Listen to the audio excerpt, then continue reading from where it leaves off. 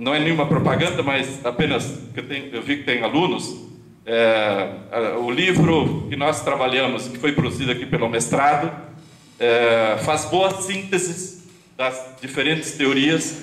Então eu acho que ele é um bom manual, principalmente para a graduação, né? Mas também para aqueles que querem fazer um primeiro ensaio de entender essas questões, que para nós economistas talvez sejam mais fáceis de entender. É isso, obrigado.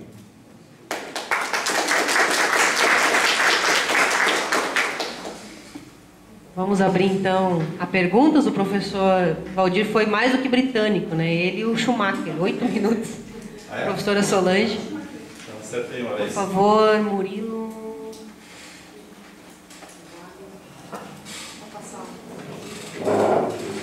Senta aqui. Você está atrás da mim, senão Bom, boa tarde. Eu já me apresentei de manhã, então não vou me apresentar de novo. Eu sou da Unisul, professor Valdir, o senhor não estava presente? Eu participo lá do programa de mestrado e doutorado em Ciências da Linguagem. Portanto, estou um pouco distante dessa discussão. Mas me interessou bastante... do mestrado lá em Políticas Públicas, lá da Adriana, não sei, eu conheço. Porque tem uma questão aí que nos interessa, né, aos dois, que é a cultural, a questão da cultura, né?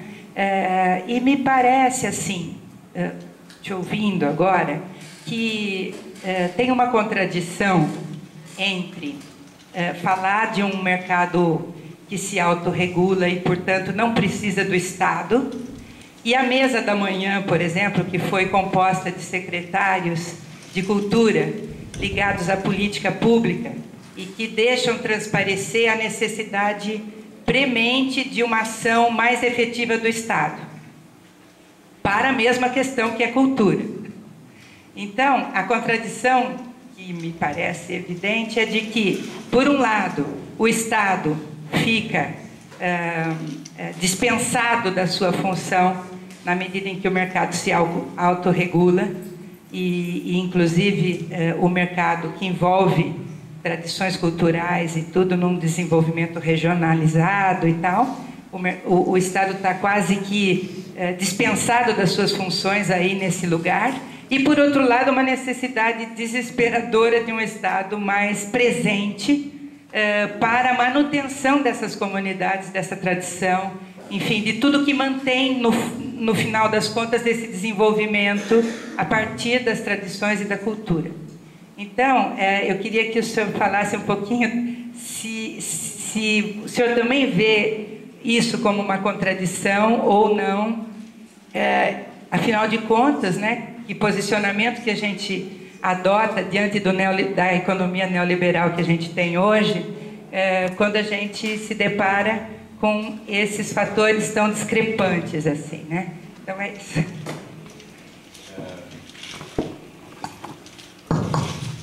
Bom, esqueci o nome, professora... Solange Gato. Solange. A professora Solange levanta uma questão que, do meu ponto de vista, é fundamental.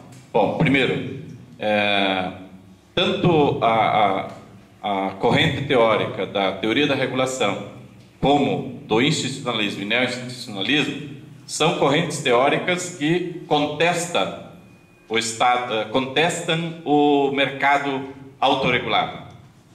Então, são autores críticos aos ortodoxos economistas que pensam assim e aos neoliberais do final do século XX, século XXI. Então, são teorias contestatórias disso, né? Então, para mim é tranquilo porque eu me filio a essas correntes teóricas. Segundo, a questão do papel do Estado, nas coisas que eu tenho escrito, e isso é uma crença minha, e eu me sustento em autores que também pensam assim, o Estado é, sim, cada vez mais necessário. Todo e qualquer discurso, isso é uma afirmação minha, todo e qualquer discurso que defenda a possibilidade do desenvolvimento ocorrer, seja regional ou a nível de um país, sem a presença do Estado, através das leis do mercado autorregulável, é uma falácia.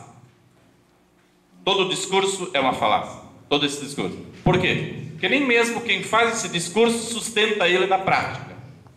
E eu queria pegar só para uma coisa mais simples de todo mundo entender. Se o Estado não tivesse um papel preponderante na regulação econômica, a crise de 2007 a 2009 teria levado o capitalismo ao abismo, junto com os grandes bancos, as grandes empresas multinacionais, e o mundo teria sofrido muito com isso.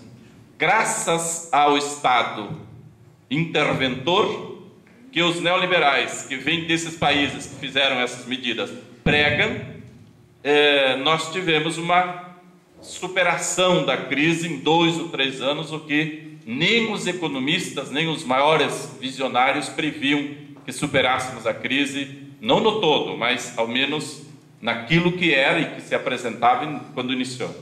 Então, para mim, o Estado é um dos 3 grandes eixos, ou vou dizer assim, sustentáculos do desenvolvimento: Estado, mercado e sociedade. Também não sou daqueles que têm um discurso que também é uma falácia, de que a sociedade auto-organizada tem a possibilidade de pensar o desenvolvimento pelas suas próprias mãos. Não, são 3 pilares, e esses 3 têm que agir coordenadamente, cada um tem a sua função. Também não podemos ser assim, tão ortodoxos do outro lado, de pensar que o mercado não tem importância. Estado, mercado e sociedade têm interesses que são comuns, e em cima desses interesses comuns é que você constrói aquilo que nós chamamos de desenvolvimento, mas nenhum deles pode ter uma importância menor. Não sei se eu respondi, só para